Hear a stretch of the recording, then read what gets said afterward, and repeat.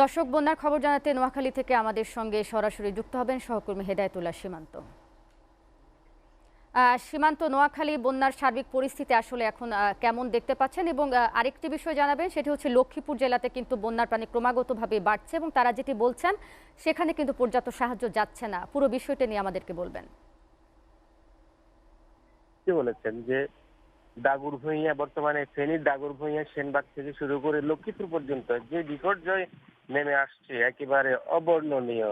এই দুর্ভোগ, এই দুর্যোগ কবে নাগাদ শেষ হবে কিন্তু মানুষ বলতে পারছে না। এবার একেবারে দুর্বিষহ জীবনযাপন করছে সবাই। আমি সেনবাগের অবস্থা বলতে গেলে, আমি এখন নোয়াখালীর সেনবাগের যে প্রাণকেন্দ্র রয়েছে সেখানে একটু দূরে আছি, কিন্তু এখন মূল শহরে কোনো ধরনের যানবাহন ভিতরে প্রবেশ করতে পারছে না। পানি বিপদ সীমার উপরে। এমনকি আমি দেখেছি এখানে কোনো ধরনের নৌযান না থাকায় বিভিন্ন জায়গা থেকে ঢাকা শহর থেকে যে ত্রাণ সামগ্রী নিয়ে মানুষজন, স্বেচ্ছাসেবী সংগঠনগুলো আসছেন, তারা কিন্তু ভিতরে প্রবেশ করতে পারছেন না যানবাহনের অভাবে। অর্থাৎ নৌযান না থাকার ভিতরে তারা কোনোভাবে প্রবেশ করতে পারছেন না। ভিতরে মানুষ আটকা পড়ে আছেন এবং তাদেরকে বের করাও যাচ্ছে না। পানি সহনীয় যে মাহিন্দ্র ট্রাক্টর গুলো আছে সেগুলো দিয়ে অনেকে যাচ্ছেন, যতটুকু পাচ্ছেন যাচ্ছেন, তারপরে কিন্তু আর যেতে পারছে না। যার কারণে কিন্তু ভিতরে যারা অনেকে আটকা পড়ে আছেন তাদেরকে উদ্ধার তার বিঘ্ন পেতে হচ্ছে। পাশাপাশি যারা তারা মানবেতর সরকারি ভাবে তারা চেষ্টা করছেন লাইফ জ্যাকেট নিয়ে ভিতরে প্রবেশ করার জন্য, যতটুকু পাচ্ছেন চেষ্টা করছেন।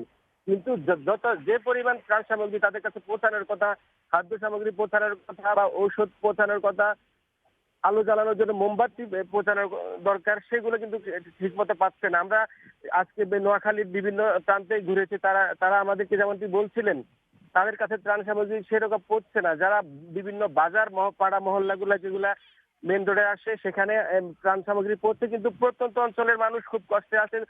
লক্ষ্মীপুরে তো পানির ভয়াবহতা আরো বৃদ্ধি পেয়েছে, সেখানে কিন্তু বিপর্যয়ের অবস্থা, খুবই খারাপ বিপর্যয় নেমে এসেছে। শারমিন বলা চলে, পাড়া মহল্লা কোনো কিছু বাদ নেই, পানিতে অথই নদীতে মানুষ ভাসছে। এই হচ্ছে নোয়াখালীর অবস্থা। লক্ষ্মীপুরের অবস্থা তা আরো ভয়াবহ। শারমিন, এই ছিল আমার কাছে নোয়াখালী থেকে বন্যা পরিস্থিতির সর্বশেষ। সীমান্ত, আপনাকে ধন্যবাদ।